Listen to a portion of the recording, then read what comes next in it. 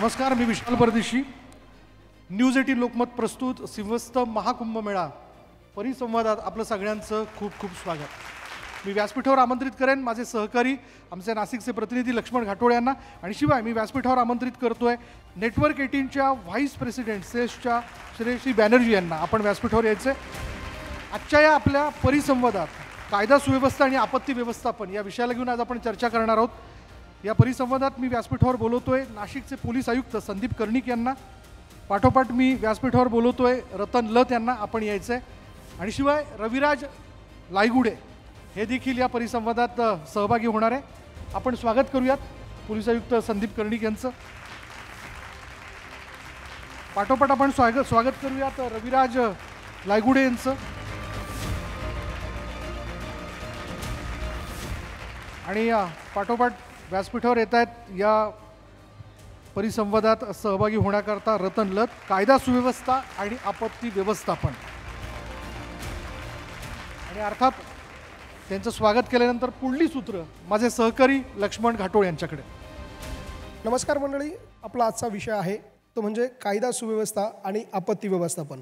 खरं तर पोलीस म्हटलं की आपत्ती असो किंवा लॉ अँड ऑर्डरचा प्रश्न असो, कुठलंही आपत्तीचं एक टोक जे आहे ते पोलीस यंत्रणेकडे येत असतं. आणि त्यामुळे या कायदा आणि सुव्यवस्थेच्या चर्चासत्रामध्ये आपल्यासोबत आहेत स्वतः ज्यांना आपण सर्वच जण ओळखतो, आणि सध्या नाशिकमध्ये जर कुणाची हवा आहे तर ती म्हणजे संदीप कर्णिक यांची. त्यामुळे सुरुवातीला संदीप कर्णिक सरांचं मी स्वागत करतो. कायद्याची हवा आहे. धन्यवाद. यानंतर आपल्यासोबत दुसरे पाहुणे आपल्यासोबत आहे ज्यांनी कायमच, मग नाशिक होर्डिंग मुक्त असेल, नाशिक अतिक्रमण मुक्त असेल किंवा नाशिक गुन्हेगारी मुक्त असेल, या सगळ्यांसाठी ज्यांनी आजवर कायद्याच्या माध्यमातून प्रयत्न केले, अनेक पिटिशन्स त्यांनी हायकोर्टामध्ये दाखल केल्या, नाशिक शहरातले अनेक न निघणारे अतिक्रमण ज्यांनी काढले, असे सन्माननीय रतन लत आपल्यासोबत आहे. मी त्यांचंही मनापासून स्वागत करतो. आणि आपले तिसरे पाहुणे आहेत रविराज लायगुडे. खरं तर सुरक्षा व्यवस्था आणि सुरक्षा यामध्ये त्यांचं मोठं काम आहे. अनेक ई टॉयलेटसारखी मोठी सुविधा आपण यापूर्वी पुणे असेल किंवा इतर शहरांमध्ये दिलेली आहे. आज आपण कुंभमेळ्याच्या निमित्तानं या सगळ्या विषयावरती चर्चा करत असताना आज आपण इथे आलात. सुरुवातीला आपलं मनापासून स्वागत. सर, सगळ्यात पहिला प्रश्न माझा सन्माननीय पोलीस आयुक्त महोदयांना आहे. आपण सुरुवातीला ज्यावेळेला नाशिकचे पोलीस आयुक्त म्हणून ज्यावेळेला पदभार स्वीकारला त्यावेळेला खरं तर आपला स्वभाव हा नाशिककरांना अवगत नव्हता असं वाटत होतं. कारण ज्या पद्धतीनं कारवाया सध्या शहरात सुरू आहे त्या बघितल्यानंतर येणाऱ्या सिंहस्थ कुंभमेळ्याच्या निमित्तानं कोणती आव्हानं आपल्याला अधिकची वाटत आहे की ही पेलणं अवघड आहे कायदा आणि सुव्यवस्थेच्या निमित्तानं, आणि पोलीस यंत्रणेच्या माध्यमातून कशा पद्धतीचं नियोजन सिंहस्थ कुंभमेळ्याचं केलं जात आहे? सिंहस्थ कुंभमेळ्यात जर आपण बघितलं तर सगळ्यात महत्त्वाचं आव्हान आहे की जे प्रयागराजला आपण आता बघितलं. प्रयागराजमध्ये ज्या प्रमाणात गर्दी झाली आणि ज्या प्रमाणात सोशल मीडियावर मेसेज सर्क्युलेट होत होते, आणि मग देशातील प्रत्येकाला असं वाटत होतं की आपण तिथे असलंच पाहिजे. त्यामुळे या ठिकाणी किती नक्की गर्दी होईल किंवा किती नक्की भाविक येतील हे सांगणं कोणालाच शक्य नाही आहे. आपण मागच्या वेळेपेक्षा 10 पट जरी भाविकांची संख्या धरली तरी पण आपलं नाशिक त्यासाठी खूप छोटं आहे. त्यामुळे ही सगळं जे हे मॅनेजमेंट आहे, सिक्युरिटी रिलेटेड असेल, मग ते ट्रॅफिक असेल किंवा ज्या कोर एरियाजमधलं जे क्राऊड मॅनेजमेंट असेल की ज्याच्यामध्ये स्टॅम्पीड वगैरे असे इश्यूज मागे झालेले आहेत, तर हे सगळं करणं एक चॅलेंज आहे. कारण आपण नक्की त्यावेळेला किती लोक या ठिकाणी असतील तर ह्याबाबत आपण एक्झॅक्ट सांगू शकत नाही. पण त्याचबरोबर आपल्याला मागच्या वेळेमध्ये काही जे टूल्स आपल्याकडे नव्हते, जसे आपल्याला यावेळेला 3000 CCTVs नाशिकमध्ये आणि 1000 CCTVs त्र्यंबकला मिळणार आहेत. आणि त्याच्यामध्ये सर्व जे जगातले अत्याधुनिक जे AIची सिस्टम्स आहेत, म्हणजे कुठे गर्दी झाली, गर्दी काय करते, कुठल्या दिशेने लोक जात आहेत, हे सगळे इंटरनॅशनल लेवलचे सिस्टम्स आपल्याकडे अवेलेबल असणार आहेत. त्याचबरोबर आपल्याला जे ट्रॅफिक आणि बाकी जे नियोजन झालेलं आहे आपलं, तर ते 10 पट गर्दी आणि त्याच्याही 10 पट लोक जर आली तर जे होल्ड अँड रिलीज आहे, म्हणजे कोर एरियाच्या बाहेर इंटरनल पार्किंग्स, त्याच्या बाहेर आउटसाईड पार्किंग्स, त्याच्या बाहेरचे जिल्ह्यातले होल्डिंग एरियाज, त्याच्या बाहेरचे जिल्ह्यालागतचे इतर जिल्हे जे आहेत तर त्यातले होल्डिंग एरियाज इथपर्यंत मायन्यूट प्रिपरेशन होत आहे आणि माननीय मुख्यमंत्री महोदय याच्यामध्ये खूप डिटेलमध्ये सर्व गोष्टी बघत आहेत. त्यामुळे मोठ्या लेवलला हे प्लॅनिंग चालू आहे. त्याचबरोबर मायक्रो प्लॅनिंग जे म्हणतात, म्हणजे एखाद्या चौकाची काय सेन्सिटिव्हिटी आहे, त्या चौकामध्ये आपण जर लोक लावले तर त्या तिकडे काय, तिकडची कोण लोक असणार आहे, तिकडे व्हॉलेंटियर्स कोण असणार आहे, तर या सगळ्याचा आम्ही एक आराखडा तयार केलेला आहे. म्हणजे प्रत्येक पोलीस स्टेशन वाईज, प्रत्येक चौक वाईज आणि नाशिकमध्ये येणाऱ्या प्रत्येक रस्त्याचं जे प्लॅनिंग आहे आणि त्या रस्त्यावर काय काय होणार, कोण कोण टीम्स असणार, तर हे सगळं आम्ही आत्तापासून ठरवून ठेवलेलं आहे. म्हणजे खूपच ॲडव्हान्स प्लॅनिंग आहे. पण आमचा विचार एक 2-3 महिन्यामध्ये रिहर्सल सुरू करायच्या. म्हणजे 5, 10, 15, 20, 25 रिहर्सल झालेले असतील तर नंतर मसल मेमरीप्रमाणे त्या गोष्टी चालू राहतात. तर ही एक महत्त्वाचा ऑपरेशनल इश्यू आहे. दुसरा एक महत्त्वाचा इश्यू जो आहे तो की 25,000 लोक आपल्याकडे बंदोबस्ताला येणार आहेत. ते पोलीसचे असतील, होमगार्ड्सचे असतील, पॅरामिलिटरी फोर्सेसचे असतील, रिझर्व्ह फोर्सेसचे असतील. तर ह्या सगळ्यांचं जे स्टे आहे, ॲकोमोडेशन, त्याबरोबर जेवणाची व्यवस्था, त्याचबरोबर त्यांना कुठल्या कुठल्या एरियात किती किती लोक लागणार आहेत आणि कुठे कुठे त्यांना आपल्याला स्टेशन करायचे, म्हणजे ज्या एरियात त्याची ड्युटीज आहे त्याच एरियात त्याचं जेवण आणि त्याच एरियात त्याचं राहणं. तर ह्या सगळ्याचं नियोजन पण आम्ही करून ठेवलेलं आहे. बाकीच्या मुद्द्यांकडे आपण पुन्हा येणार आहोत. आपल्यासोबत रतन लत सर आहेत. सर, कुंभमेळा नाशिकमध्ये होतोय. खरं तर कुंभमेळा हा फक्त एक धार्मिक सोहळा नाही आहे, तर तो एक नाशिकच्या विकासाचा केंद्रबिंदू म्हणून त्याच्याकडे बघितलं जातं. कुंभमेळ्याच्या निमित्तानं अनेक मोठ्या प्रमाणामध्ये आपल्याकडे वेगवेगळे उद्योग येत असतात, पर्यटनाचा प्रश्न हे असतो. तुम्हाला असं का वाटतं की कुंभमेळ्याच्या निमित्तानं नाशिकमध्ये कायदा सुव्यवस्थेच्या अनुषंगानं कुठल्या गोष्टी होणं आवश्यक आहे ज्या कुंभमेळ्यातच होऊ शकतात, पुढे चालून त्या होण्यासाठी अडचणी, विशेषतः अतिक्रमणासारखा मुद्दा आहे? प्रथम तर मी न्यूज 18चं मनापासून धन्यवाद देतो का असा प्लॅटफॉर्म क्रिएट केला आहे त्याच्यानी मन मोकळं बोलता येईल. आपण जर हायवेपासून त्र्यंबककडे आपण येतो, इंडस्ट्रियल एरिया क्रॉस करतो, त्यामध्ये आपण जर बघितलं असेल तर हायकोर्टाचे ऑर्डर्स होते अतिक्रमण उठवायचे आणि उठवलं सुद्धा होतं काही प्रमाणामध्ये, पण परत तिथं अतिक्रमण झालं खूप मोठ्या प्रमाणात. तर मला असं वाटतं की अतिक्रमण जो डिपार्टमेंट आहे त्यांनी खूप व्यवस्थितपणे काम केलं पाहिजे. दुसरा थोडक्यात मुद्दा सांगायचा म्हणजे आपल्या नाशिकमध्ये म्हणजे नाशिक फेमस आहे संतांसाठी, देवळांसाठी वगैरे, आणि खूप लोकांनी त्याग दिला आहे जेव्हा आपल्याला फ्रीडम मिळालेलं आहे देशाला. तर आपल्याकडे जेव्हा एवढ्या मोठ्या प्रमाणात लोक येतील ना, ते सगळ्यात पहिले बघतील हे साईन बोर्ड्स नाशिकला, किंवा हा रस्ता कुठे जातो, हा रस्ता कुठे जातो, हा रस्ता कुठे जातो. आणि त्याच्यावरती जेव्हा मुलं चालतात तेव्हा लोक विचारतात, बा हा लोंढे मार्ग म्हणजे काय, हे नेमके कुठले फ्रीडम फायटर होते. तर अतिक्रमण विभागाने पहिले हे काढलं पाहिजे. अतिक्रमण विभाग एवढं असं म्हणजे सक्षम का नाही आहे, म्हणजे प्रत्येक गोष्ट पोलिसांकडे किंवा प्रत्येक गोष्ट कोर्टात का जाते, हा एक सामान्य माणसाला नेहमी प्रश्न पडतो. आणि मला वाटतं आपल्याकडे एवढे मोठाले संत आहे, त्यांच्या नावाने बोर्ड झाले पाहिजे, त्यांच्या नावाने रस्ते झाले पाहिजे, असं माझं मत आहे पर्सनल. मी पुन्हा पोलीस आयुक्त महोदयांकडे येणार आहे. खरं तर साईन बोर्डचा विषय असेल किंवा अतिक्रमणाचा विषय हा तुमच्याशी जरी थेट नसला तरी अनेकदा असं सांगितलं जातं की पोलीस संरक्षण मिळत नाही आणि त्यामुळे अतिक्रमण विभाग कारवाई करत नाही, अशा प्रकारची उत्तरं दिली जातात. हे तुम्हालाही त्याची कल्पना आहे. आता सरांनी जो मुद्दा मांडला आहे की असे मार्ग निर्माण झाले की ते मार्ग आपल्या भविष्यातल्या लोकांना येणारं सांगण्यात देखील अवघड आहे. तर पोलीस प्रशासन कायदा आणि सुव्यवस्थेच्या अनुषंगानं या सगळ्यावरती काही ठोस कारवाई करणार आहे का? आपल्याकडे अतिशय चांगलं कोऑर्डिनेशन नाशिक पोलीस आणि नाशिक महानगरपालिकेच्या मध्ये आहे आणि मागच्या काही दिवसांपासून आणखीन ते कोऑर्डिनेशन खूप स्ट्रॉंग झालेलं आहे. नाशिक म्युन्सिपल कॉर्पोरेशनने काही स्पेशल टीम्स डिमॉलिशनसाठी केलेले आहेत. तर I think the demolitions will start now. कारण आमचे पण काही गणपती नवरात्री वगैरे बंदोबस्त होते आणि सर्व मार्ग जे रिकामे करायचे असतील, तुम्हाला काय करायचे असतील, कॉर्पोरेशनला करायचे असतील, कुंभच्या अथॉरिटीला करायचे असतील, तर सर्व आपण रिकामे करून देऊ. कुठलीही काळजी करायची काही गरज नाही आहे. आणि हे कायद्याचं राज्य आहे. ते खरं तर ऑन कॅमेरा इतक्या बऱ्याच गोष्टी त्यांना बोलायच्या होत्या पण ते बोलू शकले नाही. सर पायगुडे सर, मी तुमच्याकडे येणार आहे. एक महत्त्वाचा मुद्दा या निमित्ताने जाणवतोय तो म्हणजे सिंहस्थ कुंभमेळ्याच्या निमित्तानं जगभरातले लोक येणार आहे. देशभरातून कोट्यवधीच्या संख्येनं लोक इथे येणार आहे. आज जर नाशिकची लोकसंख्या आपण बघितली जवळपास 18 ते 20 लाखाच्या आसपास लोकसंख्या आहे. या 18-20 लाख लोकसंख्येच्या घनकचऱ्याचं नियोजन करत असताना पालिका प्रशासनाला तारेवरची कसरत करावी लागते. मात्र इतक्या मोठ्या प्रमाणात ज्या वेळेला लोक येतील, इतकी गर्दी या ठिकाणी होईल, त्यावेळेला होणारा कचरा असेल किंवा स्वच्छतागृहांची संख्या जर आपण बघितलं तर आजही जे सार्वजनिक शौचालय आहे त्याची संख्या जर बघितली ती काहीतरी नगण्य आहे. पण ज्यावेळेला इतक्या मोठ्या प्रमाणात भाविक या ठिकाणी येणार आहे, पर्यटक या ठिकाणी येणार आहे, जी अडचण यापूर्वीच्या कुंभमेळ्यामध्ये आपल्याला प्रकर्षाने जाणवली की त्या ठिकाणी घनकचऱ्याचं नियोजनामध्ये अभाव दिसला, ई टॉयलेटच्या बाबत मोठ्या प्रमाणात अभाव दिसला. आपण गेल्या अनेक वर्षांपासून या क्षेत्रात काम करताय, आपण तज्ज्ञ आहात. काय करायला हवं प्रशासनाने की ती जी घटना यापूर्वीच्या कुंभमेळ्यात घडली तो अनुभव पुन्हा येणार नाही, यासाठी काय नियोजन प्रशासनाने करायला हवं घनकचऱ्याचं आणि ई टॉयलेटच्या संदर्भात देखील?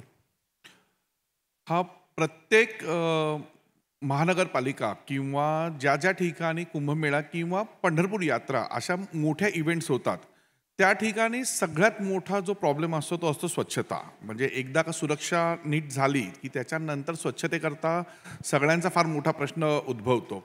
नाशिक शहराच्या बद्दल आपण बोललो तर नाशिक शहराच्या सर्व दिशेने येण्यासाठी संधी आहे. म्हणजे प्रत्येक दिशेने येणाऱ्या लोकांची संख्या कुंभमेळ्यामध्ये ही प्रचंड मोठी असणार आहे. तर त्यांच्या गाड्या ज्या ठिकाणी लागतील त्या ठिकाणापासून आतमध्ये येण्याच्या आधी त्यांना त्या ठिकाणी सर्वात प्रथम काय लागणार आहे तर स्वच्छतागृह लागणार आहेत. आणि त्याच्यानंतर ते स्वतःचा जेवणाचं काही साहित्य घेऊन आलेले असतील, त्याच्यामुळे होणारा कचरा हा फार मोठ्या प्रमाणामध्ये असतो. तर ह्या सगळ्यांसाठी आता प्रयाग कुंभमेळ्यामध्ये 500 गाड्या फक्त कचरा उचलण्यासाठी होत्या. त्याच्या व्यतिरिक्त साधारण 10,000 लोक रस्ता रोज झाडत होती. परंतु जितक्यांदा साई स्नान होतं प्रत्येक वेळेला ती यंत्रणा आम्हाला कमी जाणवली. आणि तो तर एक ओपन एरिया होता आणि आपल्यासाठी हे वेगवेगळ्या ठिकाणी विभागलेलं आहे. त्याच्यामुळे नियोजन करताना हे नियोजनच अशा विभागून करावं लागणार आहे की आम्हाला कोणत्या ठिकाणी किती कचऱ्याच्या गाड्या देणं अपेक्षित आहे किंवा मॅनपॉवर कशी आपल्याला डिस्ट्रीब्यूट करायची आहे. हा फार मोठा चॅलेंजिंग पार्ट असेल या सर्वांमध्ये. तो कशा पद्धतीने हाताळायला हवा, आपल्याकडे काही त्याचा रोडमॅप आहे? हो, म्हणजे जी काही पार्किंग यंत्रणा हे तयार करणार असतील त्यांच्या अनुषंगाने प्रत्येक ठिकाणी किती मॅनपॉवर दिली पाहिजे, किती शौचालय लागले पाहिजे ह्याचं नियोजन फार महत्त्वाचं असणार आहे. आम्ही खूप ठिकाणी हे कामं केलेली आहेत. तर साधारण कुंभमेळा प्रयागराजला 1.25 लाख टॉयलेट्स बसवले होते. आता आपण शहरामध्ये आहोत तर कमीत कमी एक 70,000 टॉयलेट्सची तरी आवश्यकता पडतील. आणि ह्या 70,000 टॉयलेटच्या व्यतिरिक्त एक साधारण 15,000हून अधिक लोक लागतील जी प्रत्येक साई स्नानच्या दिवशी स्वच्छता करतील. आणि ह्या सर्वांबरोबर जे एक मोठं चॅलेंज होतं की आम्ही बघितलं की कचरा उचलण्याकरता गाड्या होत्या पण ड्रायव्हर्स अवेलेबल नव्हते. प्लस STB प्लान ज्या ठिकाणी हा संपूर्ण गोष्टी जाणार आहेत की जिथे सक्शन व्हेकलने आम्ही जेव्हा हा मैला उचलतो टॉयलेट्सच्या संदर्भातला तर तो नेऊन योग्य ठिकाणी सोडणं अपेक्षित आहे.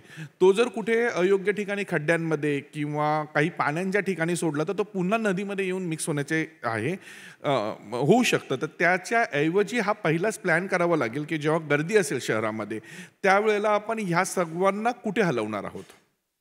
खरंच प्रशासनासाठी आणि नियोजन करणाऱ्या सगळ्याच वेगवेगळ्या कमिट्यांसाठी अत्यंत महत्त्वाचा हा विषय आहे की कुंभमेळ्यामध्ये ई टॉयलेट आणि स्वच्छतेचा जो विषय आहे तो अत्यंत महत्त्वाचा आहे.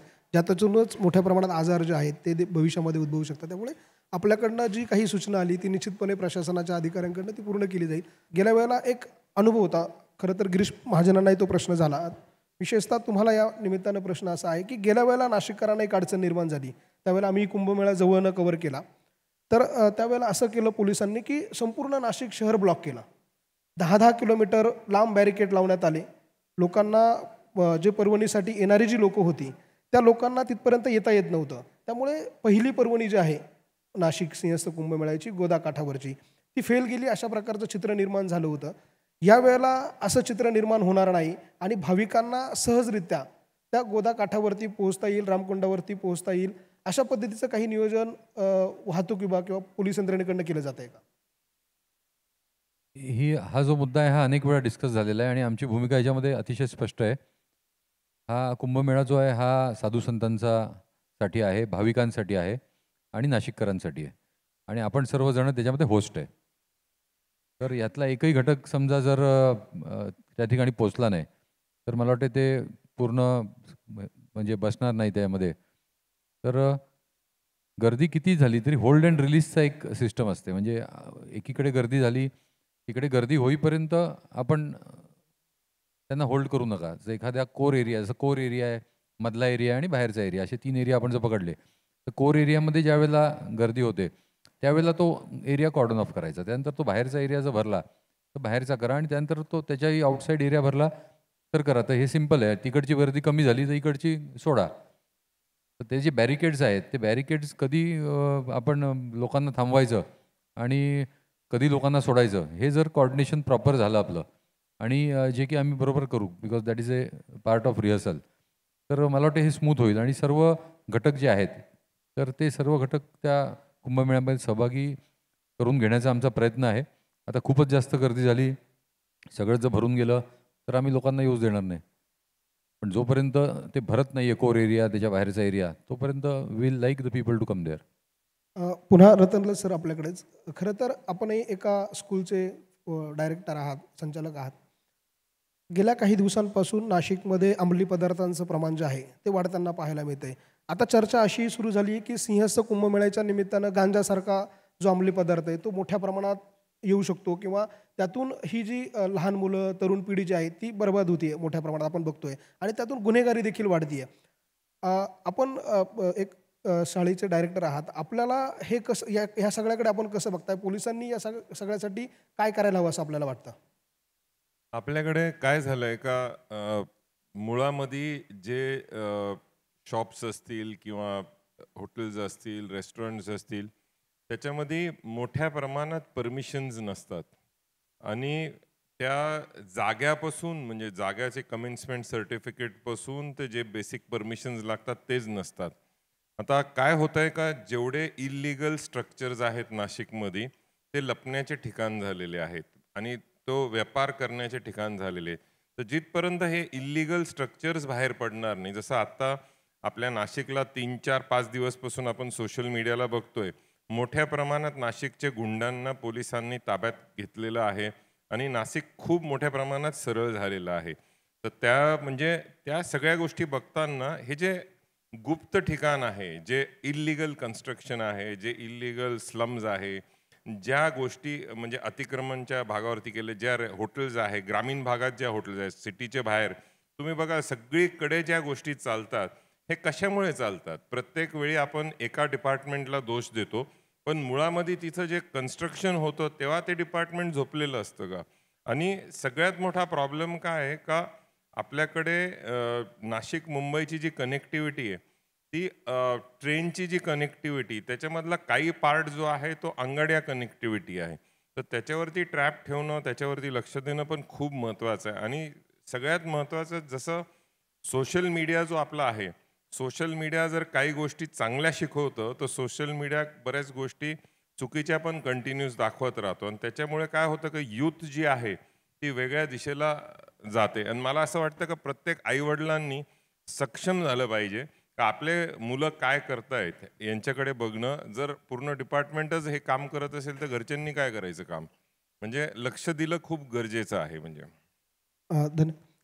सर तुमच्याकडं पुन्हा एक महत्त्वाचा मुद्दा. गेल्या 4-5 दिवसापासून जसं सरांनी सांगितलं की 4-5 दिवसांपासून सगळंच सोबत नाशिककर बघताय मोठ्या प्रमाणामध्ये गुन्हेगारांना ताब्यात घेतलं जातं आहे, होर्डिंगवर कारवाई केली जाते आहे.